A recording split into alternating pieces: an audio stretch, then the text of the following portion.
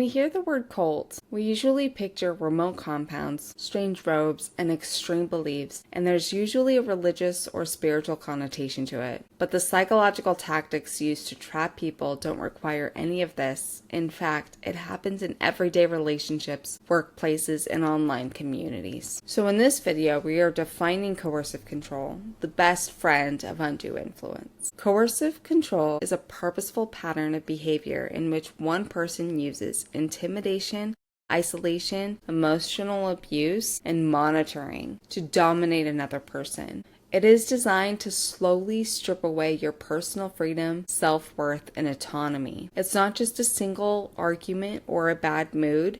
It is a continuous, systematic pattern of behavior. And physical violence does not even need to be present for coercive control to completely take over someone's life and cause severe psychological damage. So here is the most dangerous misconception about coercive control. It does not start with cruelty. If someone was cruel on the first date or a group was abusive on the first day, you would say hell no and leave. Instead, coercive control starts very subtly, and more importantly, it usually feels good. Controllers want you to feel good about handing your rights over to them. They disguise their control as care, concern, or actions taken in your best interest. The goal is to slowly wear down your resistance until you are entirely dependent on them. So let's look at exactly how this slowly builds from what feels like love to total control in 3 different areas of your life. So it begins with intense romance or love bombing. They want to spend every waking moment with you. They might say, I just miss you so much when you go out with your friends, or nobody understands our connection, so let's just stay in tonight. And at first,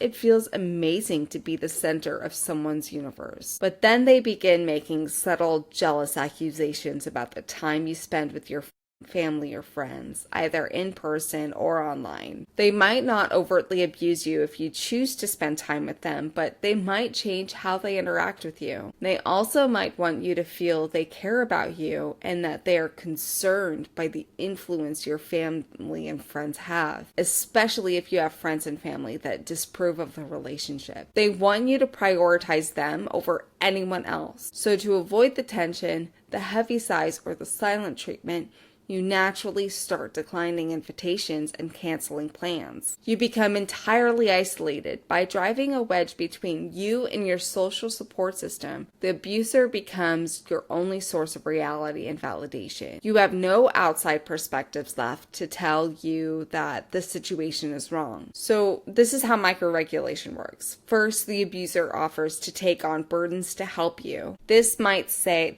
say, you're so stressed about money, let me manage the bank accounts for us, or let's share our phone locations 24/7 just so I know you're safe driving home. And giving up this autonomy feels like a relief or a sign of total transparency. They start small, so eventually you feel good about just handing your entire life over to them. They want you to do this willingly, and the more you feel it's your idea to do these things, the better. So then the help turns into surveillance. They start questioning your purchases, monitoring your communications, or tracking your movements. If you stop at a grocery store without texting first to announce a deviation in your schedule, you return to an interrogation or a cold shoulder. And for me, I just naturally told him every detail so he wouldn't worry at all. It was all on instinct because he trained me in the beginning that he would be severely disappointed if I didn't. So the abuser now regulates the minute details of your daily survival. They control your everyday needs, such as exactly what you're allowed to spend, what you wear even, or even when you sleep. So sleep deprivation is very common among high control groups. And this type of abuse creates absolute dependency, making it financially impossible for you to leave. So now let's look at how subtle gaslighting can look like. They subtly correct your memories or perceptions, often framing it as helping you communicate better. They might say, that's not exactly how it happened, remember?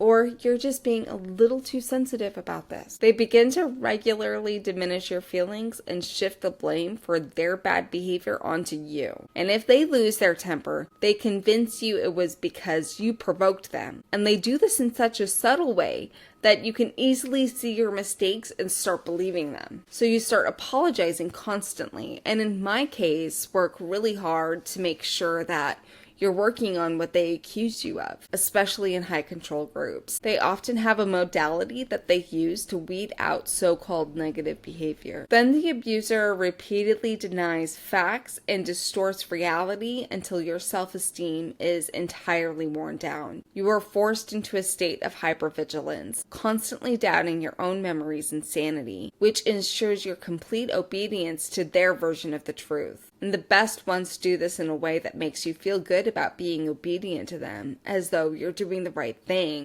that you're choosing to be a more loving person by doing this. Coercive control starts slow, but by understanding that it starts with the illusion of care, best interest, and connection, we can learn to spot the red flags before the trap snaps shut. So when you combine undue influence with coercive control, you get a psychological cage. And the undue influence changes how you think, and then coercive control restricts how you act. And it's all done under the guise of your own well-being. And if you ever have found yourself in an environment like this, let's take a really deep and grounding breath together right now. Because the immediate reaction when we wake up to these dynamics is a wave of immense shame.